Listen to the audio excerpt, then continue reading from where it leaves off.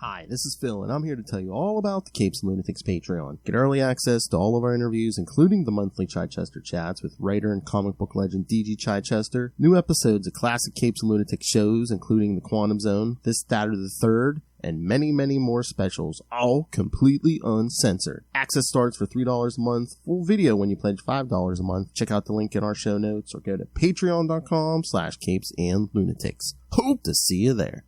A sphincter says what? Exactly.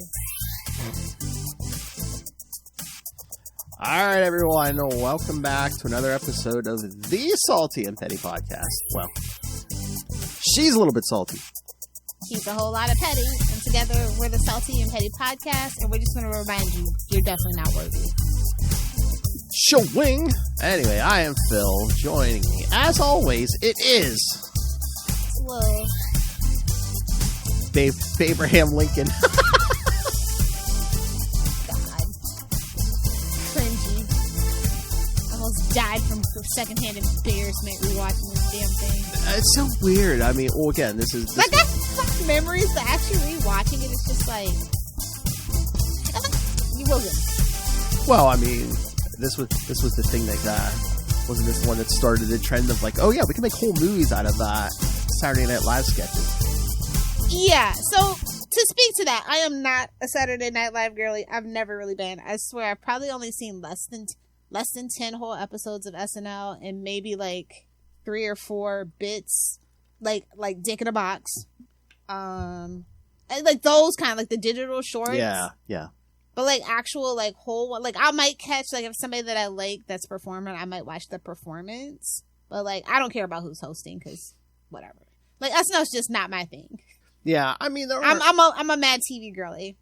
I'm a Kids in the Hall girly. I am not an SNL girly. I mean, there are decent seasons. I mean, like the 90s stuff was good. Some of the early 2000s. Like these days, it's pretty much like the only thing I really look forward to tuning into is the Weekend Update. So I could see that. It's crazy how many like people have like been a part of SNL and spun off. But like the thing, I guess what really like burns my goose is like I guess the treatment of like their black cast members, like how there can only be one, and how like they didn't even want to give Eddie Murphy, who was literally at the top of his game, they didn't even really want him to be there. Like what the fuck?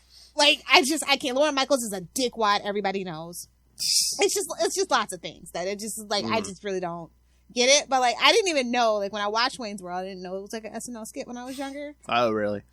Yeah. So, like, I did kind of, like, watch a couple of whatever was on YouTube, like, the old skits. Mm-hmm. So, apparently, like, the skits, like, had, like, a certain thing. I guess it was, like, from, like, the late 80s is when it started, right? Yeah. I guess, like, those skits. I'm trying to remember, like, when... Like, Wayne's Power Minute or whatever.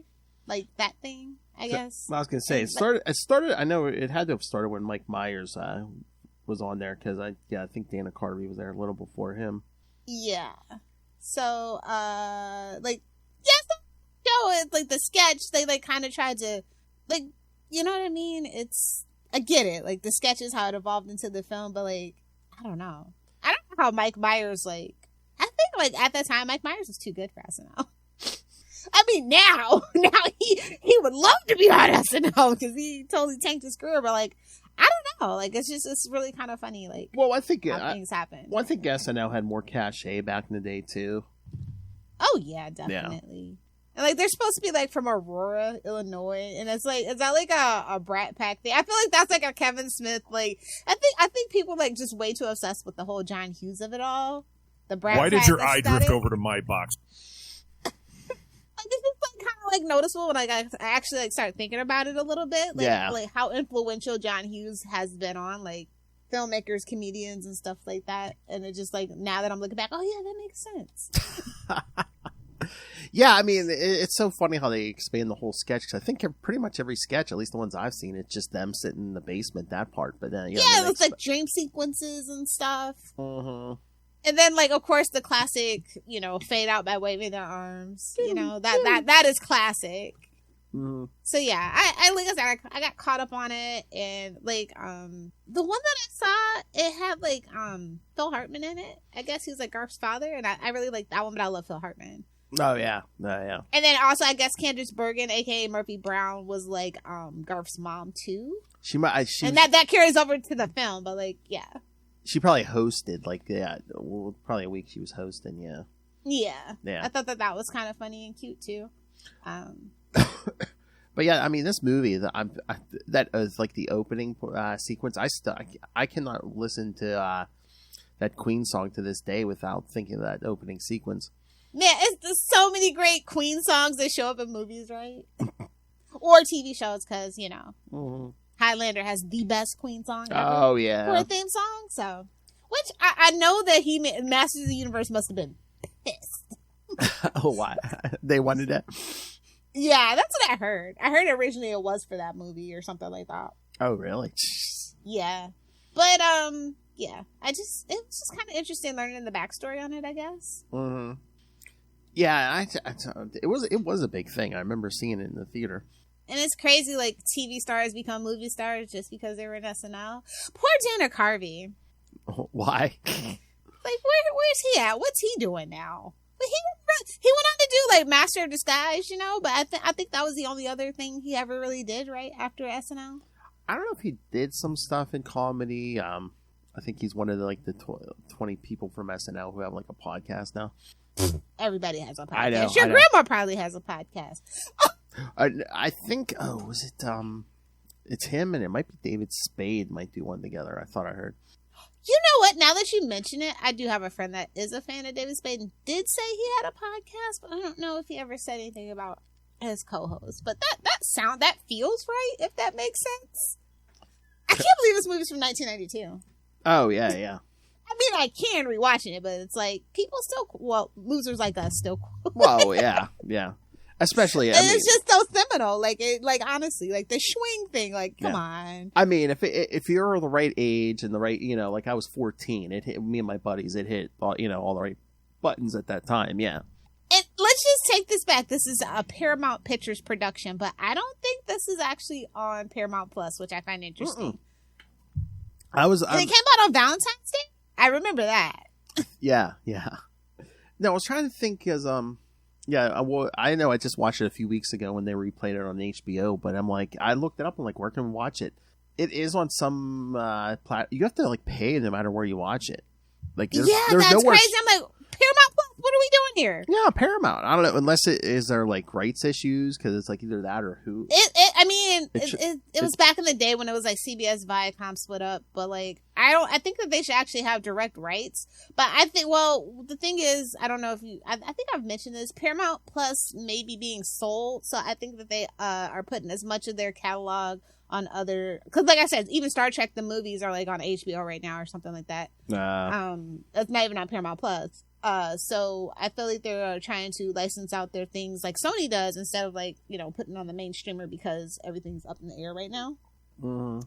I wouldn't be surprised if Apple actually buys them to consolidate. So the Apple Plus TV, which you will be hearing about on Full Stream Ahead this month, me ranting about that, needs some damn content. So I wouldn't be surprised to see that merger happen. So yeah, I don't know, but I just found it really interesting.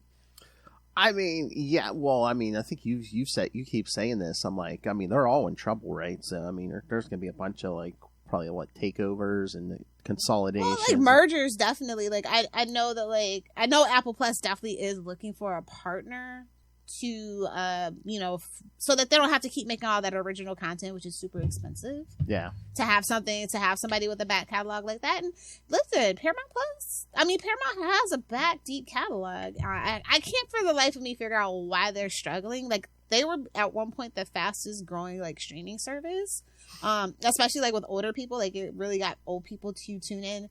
And then I think what happened is like Peacock got the old people with Days of Our Lives by putting it streaming. Oh, they became the fastest growing streaming network because of that move. Well, yeah, isn't there aren't like a bunch of those? I don't know, are they even on network TV anymore? But a bunch of those soap operas, aren't they streaming now?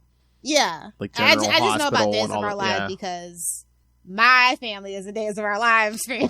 It's the whole NBC like soap opera block, whatever it was. But I just specifically Days of Our Lives, that whole thing. So like, yeah. As the World Turns, some people's grannies watch As the World Turns or General Hospital, which is Days of Our Lives happen to be our household. So Yeah, I just found it interesting, and I was like, I have them on DVD, so I was just lucky enough to do that. But when I was like going through the content catalog, I was just like, that is so weird that it's not here. I know. I was like, does Lord Michaels have a piece of that or anything, or NBC or? I don't think so. That, like I said, it was CBS the whole way through. That's what I found so interesting. Everything that I said pointed to CBS Viacom because that's how it was attributed back in the day before they split it up into the TV being CBS and Paramount specifically being the movie studio. CBS is just like a whole thing. Oh yeah, a whole thing. But you know what? Yeah, it's just weird. But I think it's so cute because it's like I remember when public access television was like a thing. So like after like your Sesame Streets and your like your just standard PBS stuff would go off, you would see like just normal people having a little TV show. You know, like it's giving, you know, happy little trees. They were their podcasts of their day. Truly, it's so interesting. Truly, it is, and it's so like, you know, regional too. Oh yeah, right? Yeah, it's like Elvira was regional at one point, public access television regional, and it's just so fascinating to see. Like, this is very dated. I don't even think I think the closest thing we have to public access television now is like Roku channels. Oh yeah. I was gonna say it's all internet now, right? You know, podcasts, YouTube. Yeah, the internet definitely has made making a fool of yourself a lot easier. Yeah, but you have a bigger reach though too. You know, if you're lucky. I mean, you know, if it's on the internet, anyone in on the theory, world in theory. They could. But it's just always funny because they're basement dwellers, and it's like, oh god damn it, they're doing it out of Wayne's parents' basement, and it's just so funny. And I'm like, wait a minute, you don't get paid for public access, do you? Or not a lot, right? I have no idea how public access. Because I was gonna say, like Wayne's World 2, they move out and you like get their own apartment. I'm like, they're really not getting paid that much, are they? If anything, I think it might be like podcasts with sponsorship and stuff. Let me see. Although non-commercial educational television, no. I mean, come on, we'll sell out. Come on, sponsorships. Oh, it comes from private memberships, donations, and grants. So, like, you could probably like as a public access television host, you could probably like say, "Hey, you can send a check to this place," and I think that's probably how they got funded. Okay. Just like PBS when they were always doing those damn pledge drives, and you know, I don't know how many tote bags are in my fucking garage from my mom always every single quarter without fail. She can't do that. Your grandmother's on a limited budget. Stop the show. Exactly. So true. So yeah, but it's like some slight exaggeration with it on that part, but I love that, you know, the Fender Stratocaster is always gonna be goals no matter what decade you live in. No Stairway to Heaven denied. Oh, I love so many movies ripped on that too. Like, you know, you see a guy in like Guitar Center and they're like the sign, "Please do not play Stairway to Heaven." And that's a real thing. I saw that when I was in Las Vegas, actually. I was at a Guitar Center, and I saw that sign, and I was like, that's a real thing. That's crazy. It's not easy to be quite honest. So, yeah, I just... Benjamin Cain. A shout out to Rob Lowe. I have had a crush on Rob Lowe forever. That dude doesn't age. It's a vampire. Mm-hmm. Everybody talks about Keanu Reeves, but nobody talks about Rob Lowe. I know. It's nuts. I really enjoy this whole cast, honestly. I forgot that Tia Carrere was like an actual, like, she could actually play it, like, and she was like in a real life band or something like that. Yeah, that's like the weirdest thing because you know what random place she has a song on. She's on the soundtrack because she did the last song, you know, the final song on Batman: Mask of the Phantasm. Yeah. And then she also is and she has some songs in the Lilo and Stitch films and the Lilo and Stitch TV show. And then I remember her. Like, I remember when I watched it, I was like, that's that lady from Duck Dodgers. She's also in Curb Your Enthusiasm. That's an interview we need. I would love to interview Tia Carrere. Everything that I've ever heard about her, she is just a lovely person. Oh yeah, that's what I'm saying. Well, from what it sounds like, she's a great person. Then and swing. Yes, of course. Oh. So yeah, like she's an actual real singer. Like it wasn't like just, you know, a model who happened to sing. Like she actually was like pursuing that, and this kind of presented itself to her. And she has 2 Grammys. Oh, really? Yeah. I remember her too from True Lies as well. I was gonna say I was looking at her the filmography here. Yeah, True Lies. You said Lilo and Stitch. Yeah, she was booked and busy in the early 90s. Oh yeah, Rising Sun. And she looks so good to be 57. I know. Like I like you'll see her. I'm like, she can't be that old. And I was like, oh wait, she was in Wayne's World in 1992. So 10 years ago. I know. So yeah, I think like she is definitely my favorite part of the movie. Oh yeah. But I really enjoy it. I liked Mike Myers. I still do. Like I know like Love Guru was like where he got like banned from the industry and stuff. Yeah. I don't know like what kind of crack he was on to even do that movie. Like I don't know. Maybe we'll do a conspiracy theory about it one day, because that is insane. If you've ever seen the Love Guru or even seen the trailer, you like know. There's a few things where it's like he's either hot or not. You know, like So I Married an Axe Murderer. I can't sit through that. I love that movie. Really? Well, you're an axe murderer, but exactly. Yeah. It's content for me, okay? Relatable content for me. But it's like like the first Wayne's World and like the Austin Powers movies. It's like, oh yeah. Okay, but I think Wayne's World 2 is actually intentionally bad because like this movie, like as somebody who's like worked in the industry, like on sets and stuff, I think it is so super meta if you're in the industry, and I think that's like.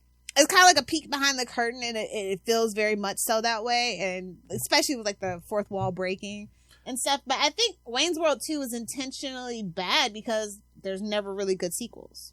Maybe. I think there's a lot to look at in Wayne's World 2 from that perspective, and I think it's just one of those misunderstood movies, honestly. I don't think it's that bad. It's not as good as the first. It's nowhere near as good as the first, but I think it's misunderstood, like, how you're supposed to watch it.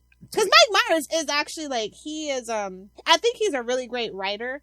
I think a lot of the stuff that he does actually goes over his head, other people's heads. Yeah, I could see that, too, but because it's just supposed to, like, everybody thinks Wayne's World is just, like, this mindless, like, laugh-a-thon, but, like, if you know that it's, like, ooh, he kind of nailed that on the head, especially like back in the 90s. Like we now have the Me Too movement, and we kind of see how awful the industry has been since the creation of the industry, you know?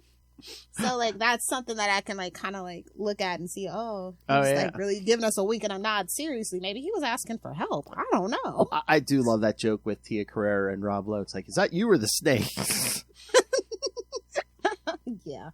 Exactly. I mean, your point. You're exactly right on this sequel, but I'm just like, do you think there was enough? I can get why people wouldn't. Do you think there's enough in the brand for 2 movies though?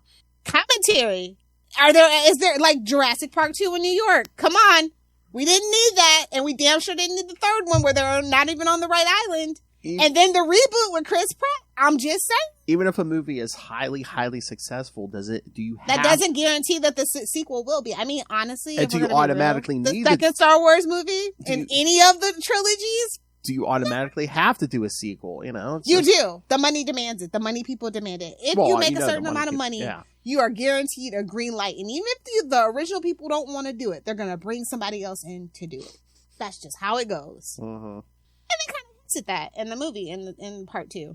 But yeah, I like how they purchased the rights to the show for $5,000 each. But that's 90s money. Like, so that's like probably like what, $30,000 in 2020's money? Something, yeah. But I just found that super interesting that was the price, and it's like, yeah, so they use that to purchase the guitar, and it's like, and then he like starts flirting with Cassandra, and it's just like, I mean, who would say no to Rob Lowe?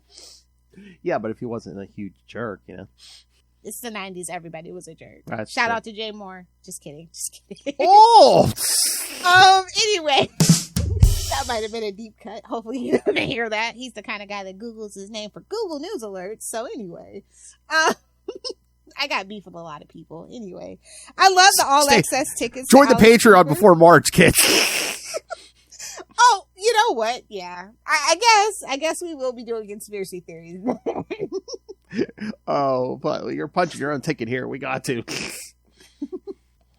Yeah, I like that. Like, I don't know. Like, it's just kind of like how people in the industry work and operate, and they're so schmarmy, and they kind of like, you don't even realize it. Because, I mean, come on, they're like from Aurora, Illinois. You know what I mean? Like, they're dopey guys. They don't know nothing about the business. And he totally kind of exploits that. Oh, yeah. I mean, yeah, it's such the business where it's just like they're more interested in the brand than the actual host, himself. It's like, oh, yeah, this will speak to the kids. Yeah. He's like, yeah, we'll produce a music video for Crucial Time. I'm just like, are you sure? Well, and again, Rob Lowe, he wanted the, so smart, man. Getting her pants. It's just like, yeah, we got to revamp it. We got to make it bigger, better.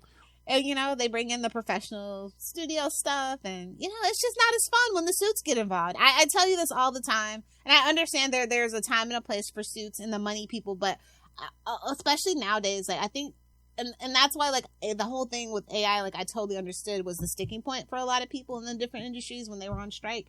Because they want to control the creative so bad, like, they can't ever say, oh, we were wrong. No, they make certain choices in movies bomb, and it's specifically because the suit said, hey, add this person. A la, add Teenage Mutant Ninja Turtles live action show. The kids will love it. Or here, let's spoilers, they didn't. Or let's completely rewrite this. Stay tuned for our Madam Web review over on Capes. Let's make it make no sense, and it's only tangentially related. And we have to throw in the name of the only name we have left that Disney can't use. We'll get there. But yeah, so it's just for me, like, I like rewatching it in that aspect, but like it's so dated. Oh yeah, dated. Yeah. And like, people don't even get record deals anymore. Like. Mm-hmm. It's true. And then it's like a small like cameo part, but it's like I remember in 1992, everyone excited. They're like, "Oh, they got Ed O'Neill, Al Bundy." Oh yeah, I totally forgot about that. Mm-hmm. Did you ever rip a man's heart out? Though they had Laura Flynn Boyle, they had Chris Farley, they had Meatloaf, Robert Patrick, and I already said Alice Cooper. Alice Cooper. I wasn't expecting Alice Cooper to have that big of a role. But you know that saying, actors want to do something else, and rockers and rappers always want to like be actors or sports stars. Oh yeah. Grass is always green on the other side, And again, it's going to be like, you pay me how much? Okay. Exactly. And I thought that it was really interesting that it was a woman that directed this movie, Penelope Spears. Yeah. And like I don't think she ever really did anything else after this, honestly. So I found that interesting, that they chose, I think, because I think female directors, especially back in the 90s, are probably a little easier to control. Oh. Because I felt like I saw an interview where Mike Myers says, like, yeah, Wayne's World is good, but it could have been better. They really didn't let him do what they wanted. They made him team up with Bonnie and Terry Turner, who are like just epic writers. They did the Roseanne show. They did Third Rock from the Sun, that 70s show. They're just like, they are known in the business. And I feel that they really just basically took his idea and kind of fleshed it out more. And I think they kind of told him no on a lot of things. Oh. It's like, you're a comedian on a sketch show. What do you really know about, writing a movie or a TV show? Yeah, I was going to say, a movie's a big budget movie's different than a couple minutes sketch on, Saturday Night Live.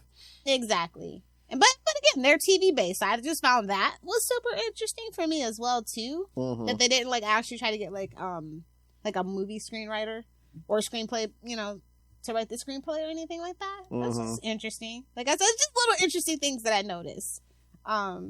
In retrospect, I love when when Noah Vanderhoff comes into the party, and I'm just like, I wish I owned amusement arcades too. Oh yeah, that was like the dream back then. It's hot, it's fresh. Exactly. Oh yeah, what's his face? And it's like, okay, you fire Garth, you don't fire Wayne, because let's be real, Garth is just the tag along. Oops. Oops. We're back. What? So yeah, I thought that was like kind of crazy. It's like, babes, you can't replace Wayne. He's so serious. I know. But yeah, it's kind of interesting that at the core of it, it's a love story, and I guess that's why they decided to do it on Valentine's Day. But I don't know that that's necessarily the angle that I would have chosen. Why? Why? How so? What would you have done? I don't know. Just like I just thought it was weird that was the underlying like theme. Like, Yeah, but again, a lot of movies of that era, it's like a love story was behind, behind. True.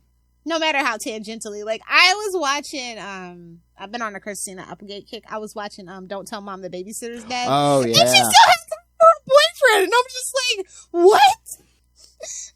That plot was so terrible. I know. Everything else about the movie I love, but that whole thing, like forcing a love thing in there, it was rough. Hey man, I totally get it. Hey, babysitters were like the plot for half the movies in late 80s, early 90s. Yeah, well into the like 2010s. One of my godchildren's favorite TV shows, like my babysitter is a vampire. So I think it's universal. Oh yeah, it's just one of those things. I'm like, do people even have babysitters anymore? Like, I don't know. Yeah, it's called the TV. I mean, I don't think people. I think people are very much. I think kids are still latchkey kids, but it's not like as glamorized as it used to be. No, because you can go to jail now. Times have changed. So yeah, the whole scheme to get her back, and it's like, yeah, getting her that record deal, and I'm just like, okay. That music video. That dates it. You know what? You are so right. So there's this Drake song, Rich Baby Daddy. It's been out for like ever. And apparently, like, it's just the other day, I just happened to be scrolling through YouTube and they're like, premiere. This video just premiered 6 hours ago. And I'm like, I don't know, year. What do you mean the music video just came out? So yeah, it's hard for people to get money for music videos now too, and yeah, it's just real weird. I mean, it used to be such a big tool to like sell the music and stuff, and now it's like whatever. Which is crazy because like with the advent of, I don't even want to get into the whole thing with Vivo, but just YouTube in general, where we're not dependent on like TRL and 106 and Park and just MTV in general or VH1 debuting music videos, you would think that there would be more of them, but like music ain't music in how it used to be because of how streaming is set up. Like most people don't. Again, this goes back to owning physical media. I say, you have people that are Taylor Swift fans. They probably go out and buy the CD and the vinyl because she always has a vinyl. And then probably Beyonce, they'll buy that. There's a couple of people. I think a lot of like metalheads will probably still pick up the physical copies as opposed to streaming it and stuff like that. And if you can get it on album because it just sounds better than streaming. No matter how high fidelity they say it is, it doesn't sound as good as actually like playing it on a physical device. So but yeah, so I think that has a lot to do with it. But yeah, it's just funny. Like I said, yeah, you're right, music videos dates it. Yeah, well, again, I mean, they, it used to be more about buying the physical media, the CDs, the cassettes, whatever, and now I guess just, they make all their money through touring, and the companies are that's always been the case, though, but I think it's just more out in the open about it now, and so more people are like... But now that the companies are making money off the CDs and stuff, they're like, we ain't putting up money for a music video. So true. Like I was on TikTok, and there's always an artist, can you guys give me a viral moment so I can get my music video made? And I'm just like, that's so sad. They got you out here begging for scraps with a little tin can. Music industry is in dire straits right now. It's been that way for 20 years at this point. Oh, me and the one guy at work were talking the other day about, hey, Robert, what's up? About music, the one music video. Did you ever see that Tom Petty one, Last Dance with Mary Jane? Yeah. Yeah, the dead woman. And I remember I just watched it at the time, and everyone's like, you think he's doing that dead woman? Huh? Meanwhile, I was like Kim Basinger. Exactly. But like the fact that she actually breaks up with Wayne and then they go to that tropical resort. Oh. Like, what? And then Stacy's like pregnant with his kid. Well, yeah. It's just like... It was like, oh, well, no, we're not going to do that ending. Then the electrical fire destroys the house and kills Garth, and they're like, wait, we got to read. Dude, that one gets me every time. I love it. Yeah, like do the Scooby-Doo thing. Come on, I love that. Like we done the movie that way. And every time Rob Lowe's just get out of the car because he just had the cavity search. Oh, that I think that is the like I like the ending. I think the ending is really like I think it would have been wild if they would have just left it at that. I think that would have been like the best way to end it, honestly. What if she had ended up with him? Yeah, because that's kind of how the real world works. Well, yeah. Well, who's going to the movies for the real world, though? Some people. Well, some people. I mean, people watch Oppenheimer, like I said. Yeah, but that would have been a dark ending. Oh, and that's the other thing. It's business. You think if you end the movie that way, you're gonna make money on 2? No. He gets a new girl, or he him and Stacey raised the baby, and we get a new Garth. No offense, Dana Carvey. Or he gets a new girlfriend, like he did every time in every Austin Powers movie. Exactly. But I also, during the credits, they wait until the credits fade to black. It's a John Hughes thing. I'm telling you. I think the movie's fair enough. And I think that they did gangbusters. Like, they did this on a $20 million budget, and they got back like $183 million. Yeah, that's what I said. I think it was like in the top 10 grossing of 1992, too. So I remember it did pretty good, yeah. Yeah. So, I mean, you can't be mad about it, but... It's just so dated and cheesy. But I love the fourth wall breaks. And, like, I think 2 does get out of hand with the fourth wall breaks a little bit too much. And I think they try to amp everything up to 11 from the first movie. And I think that was kind of a mistake. And then too much naked Indian. To each their own. no judgments. Jim Morrison. Yeah. I just love that they were performing Feed My Frankenstein, though. Yes. So niche.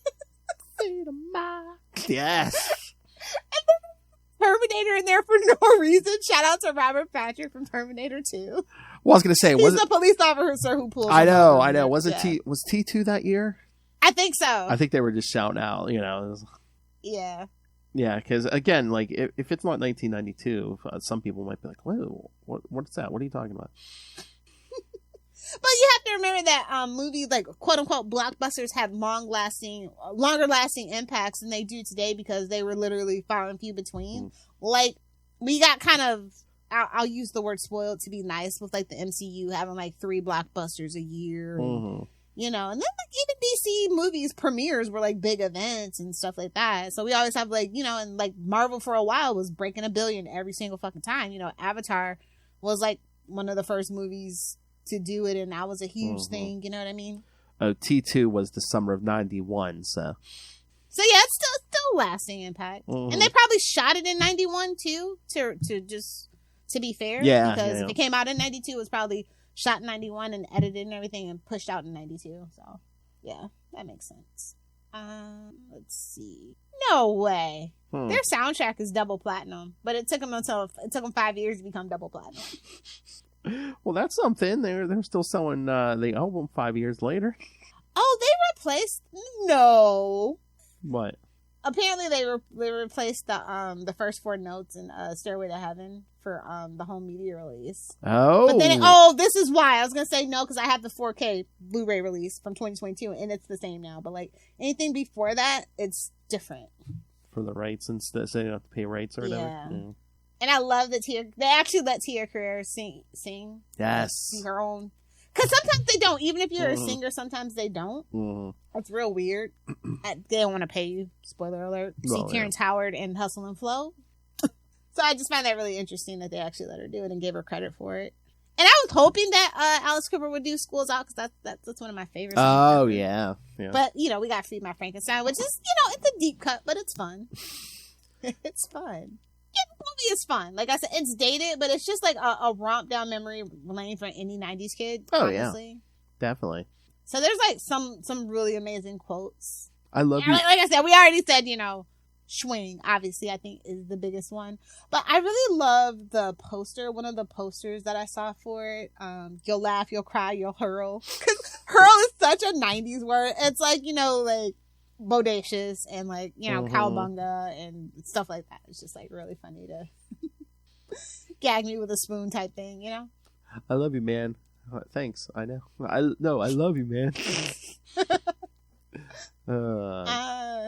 Or the one, what is the Bugs Bunny one?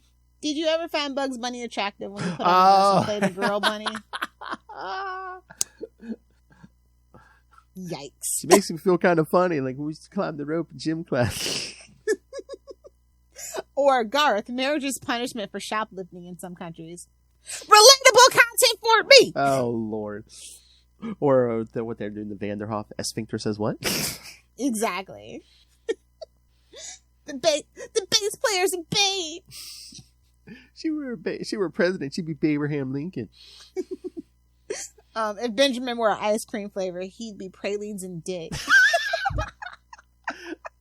You want to get some Chinese? Yeah, I'll have some cream of some young guy. I think We're Not Worthy. We're Not Worthy is definitely also a classic. Mm-hmm. Oh, but again, just another 1992 trope. It's like oh yeah, it's like Star Trek and Star Trek: The Next Generation. Yeah. Do the comparisons. Remember when that was pretty much all we had to compare, just those two. Simpler times. As I said, I'm doing the Enterprise rewatch, and I am still stuck on every single time I started. I'm just like, I'm not gonna skip any episodes, so I'm gonna be on season 1 for a real long damn time. I'm still finishing up our Sopranos. We did Time cops in space. Like I can't. Bacula, I can't. Upsets me every time to have to agree with freaking William Shatner. Quantum every Leap. Time. Quantum Leap is the superior bacula of course, product. Yeah, of course. Some say he's still leaping through. He is. That's Quantum Leap. God damn it! Come on, the new show needs to do something. Come on. They have to. And they might be. 2-hour finale. It's 2-hour finale. So. Oh. I like that Wayne is like in the like hockey too. Like they're playing hockey in the street. Game on. That's so cute. Because he's like, well, mainly because like my generation is like Mighty Ducks generation basically. So every kid kind of tried to get into hockey for a while, whether it was street hockey or ice hockey. I remember that being a whole fad. It's really expensive. Oh yeah, I know. We did anything in the street and a car was coming. We go, game off, game on after this movie. Yeah. So I like that. That's kind of a nod to like what was going on in the world as well too. Mm-hmm. I love we don't see timely, but yet it's like some of it is timeless, some of it is timely, and then it's just like I said, when you're like watching it like 30 years later, whew, woof. I love we never see the parents either movie. Exactly. We never see the parents. It's giving Charlie Brown. Although they seem kind of old. Like, that was the whole thing. Like, I know. It's giving 90210 Ian Ziering. You know what I mean? I know because doesn't like Cassandra seem like an adult, but like Wayne's dating her, and it's like sometimes they seem like I mean, how old were these guys when they were playing these teenagers? But I mean, it's ridiculous. Yeah. Especially when you don't see the parents. Oh, another one about Cassandra. Cassandra, she's a fox in French. Can't even get it out because he butchered it so bad, which is odd because isn't Mike Myers Canadian? I believe so, yes. And especially at the particular time that he grew up in Canada, they were forced to take French, so they kind of butchered it. I'm just saying. Well, do you think they did that on purpose for the movie? They're like, oh, Wayne would butcher it. I guess, but you can say Milwaukee. You can say that word. Doesn't Milwaukee come from an Indian name? Exactly. Native American, indigenous, whatever you like to say. Yes, again, that's what they said. Yeah. Dated. Val's Cooper. Well, yes. Hey, Tiny, who's playing today? Jolly Green Giants and Shitty Beetle. Are they any good? They suck. Oh, so it's not an ironic nickname. Okay. Yeah, then it's not just a clever name. Yeah. Real good. Or, yes, everything except the reading part. Oh, and they did the classic 80s commercial. Pardon me, do you have any Yes. Bro, let me tell you, like, me and my friends, I forget what, like, it was like a sleepover, and we begged our parents for that damn Venetian ice cream cake, Veneta ice cream cake. You remember that one? And like Grey Poupon for our hot dogs. Oh, like one of my first ever sleepovers. Yeah, we begged our parents for that. I remember we'd always like dare each other. Yeah, go up there, ask that stranger if they have any Grey Poupon. It's like, no. So funny. Like they just don't make commercials like they used to, because that is iconic. It's like, where's the beef? Mm-hmm. Grey Poupon, that damn ice cream cake commercial that made you think only rich people ate it. And that's the other thing. It's like, I mean, no like iconic Super Bowl ads anymore. Oh man, they were playing it safe, I guess, this year. Plus we're in a recession. I think they're kind of trying to respect their word. Well, not even just this year. The last couple of years, I can't. Can you name a commercial since the pandemic? If we're being honest, money's drying up. That's why they got Taylor Swift and Casey Travis. So yeah. Yeah, it's like, man, it's so crazy that I never thought that I would live in a time where I could be like, oh yeah, the before times. It's so I know. But like, as a millennial, I have literally lived, my whole life has been a fucking living through his historic events. Like, from the Berlin Wall coming fucking down. Bill Clinton getting his dick sucked in office. Like, it's just one thing after another. 9/11, like, ugh. I think again, we keep threatening it. We just need to have like we're gonna have a 90s scandal. We're gonna have a couple of them. No, we need to do a Salty and Petty episode where we just name as many 90 things as we can. It'll be our we didn't start the fire episode. Jeez. It's gonna be longer than the hot takes. How long was that? Was the hot takes like 2 hours? Almost. God, if we just started from 1990 and ended in 1999, man, yeah, it'd probably be as long, if not a little bit longer. I mean, just imagine how long OJ would take. Oh my God, it's like the you probably don't watch, probably never seen this Family Guy episode, but it's like Brian and Stewie go out to this garbage island, like the Atlantic garbage patch, and they find these people and they're like, we've been out here for 20 years. Can you tell us what happened? And they start with like the Kardashian family tree, and then they go, oh yeah, like Robert Kardashian died from guilt cancer, and they're like, what do you mean? And they get into the OJ thing. On the whiteboard, yeah, it's one of those things. It's like, what? I'm talking about that. Then I guess if you don't know that, then you need to know that. I would never do a breakdown of the Kardashians because it would melt your brain. That is a really huge conspiracy theory, actually. I don't think anybody's ready for that. And it begins with body modification. Oh, that's literally a footnote compared to the actual stuff that's going on. That's like literally a whole, probably like 3-part episode, to be honest. Wow. Yeah, I fell down a rabbit hole one day because like I remember I was just like, it was when Keeping the Kardashians first came out, and I was just like, his ex-wife and his kids have a show, and she's married to, well, at the time, Bruce Jenner. Crucify me, Bruce Jenner. Yes. The guy that was on my Wheaties box. What the hell's going on here? And I fell down a rabbit hole, and I was just like, ooh. Hollywood. Truly indeed.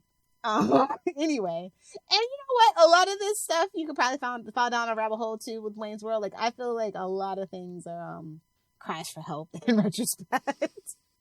Also, they did popularize our favorite thing. That's what she said. Yes. And also not. Oh my God. Yes. Can we bring that back? Well, I know we can. I don't know. We need to bring that back.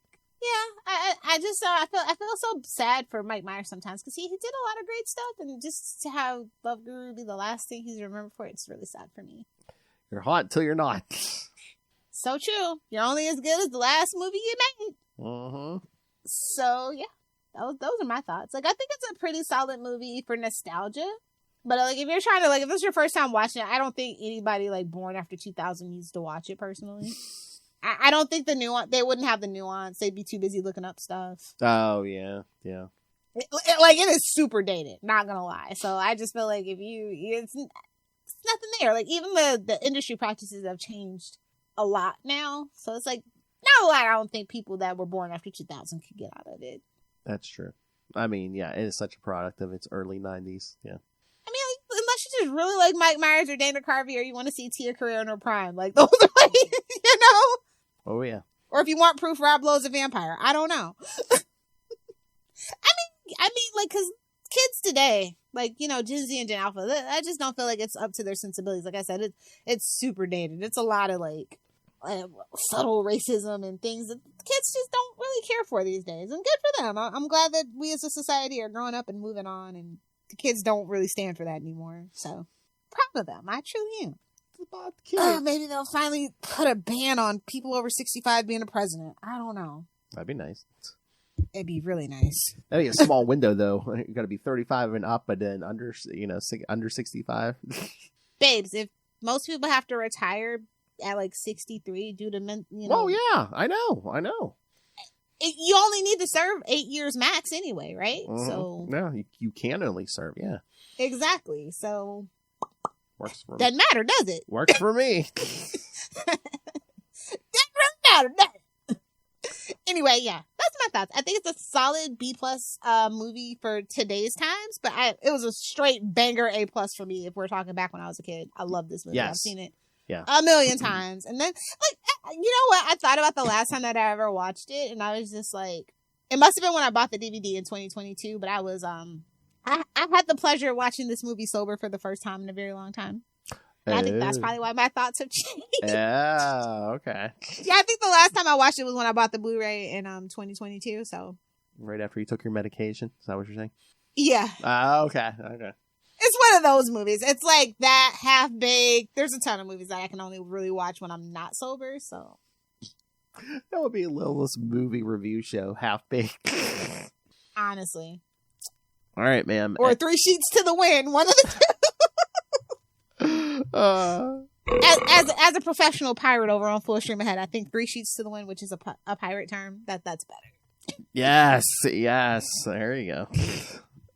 I might do video this month. I don't know. Oh, come Instead on. of just audio. Got to. Pirates art. I'll think about it. We'll see what we can do.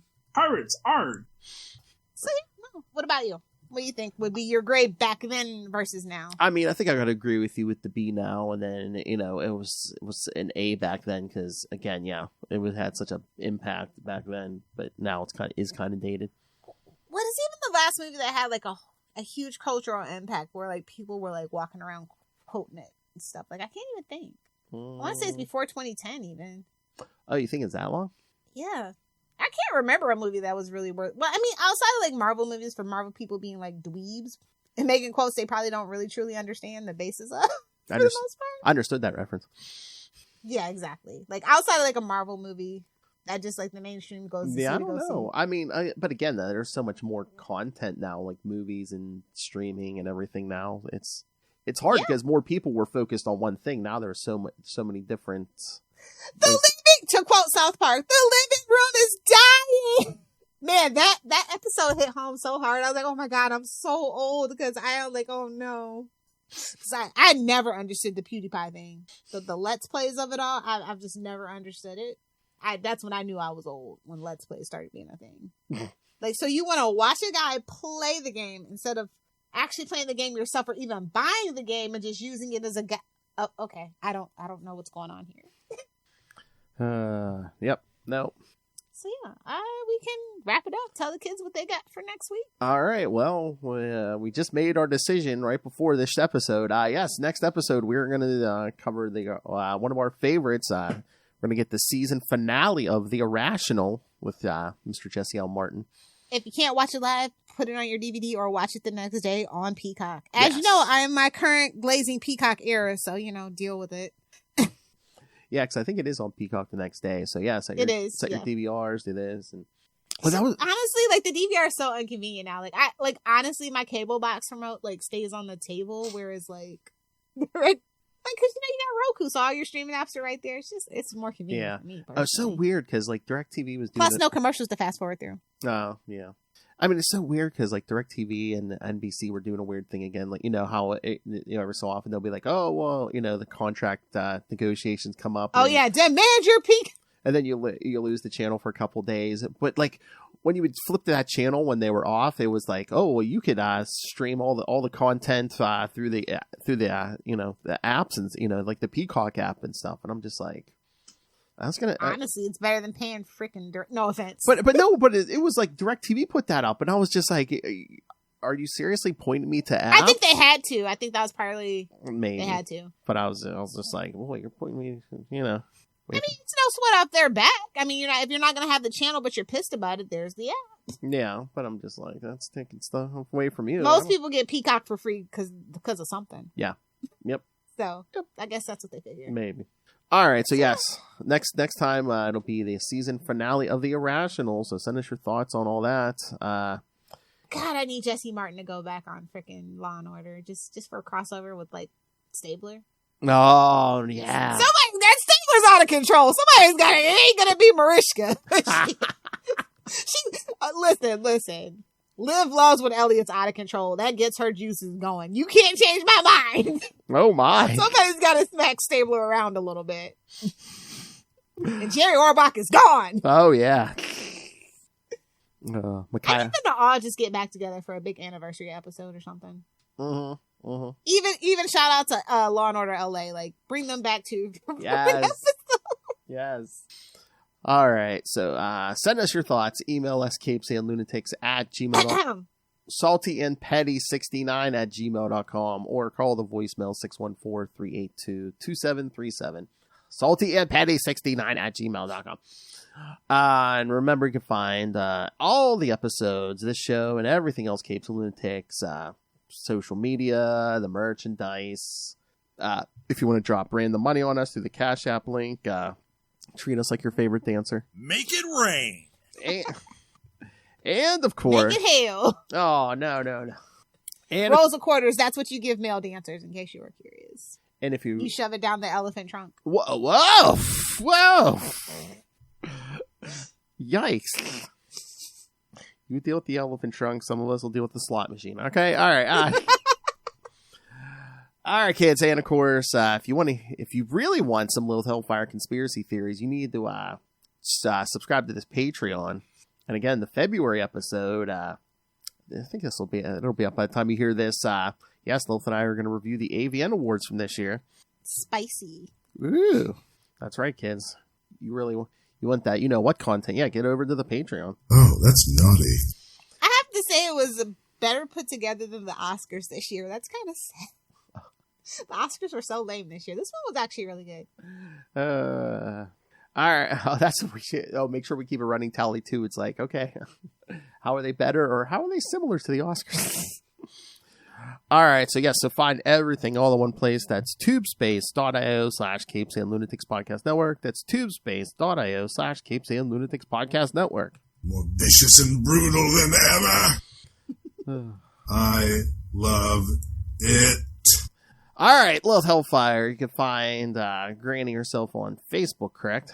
Yeah, if you want, you can friend me. If not, just download all the episodes of Capes and Lunatics podcast, network, and the Sidekicks feed as well. And just go outside and touch some grass, get some fresh air. It's you might not have it too much longer, so. Your mother's a whore! If the government had its way. Oh, damn. There was nothing to get wet about anyway. We're not talking about Lauren Boebert yet. Oh! Put it here! We're not talking about Trump either. Guess what? We can do business in New York.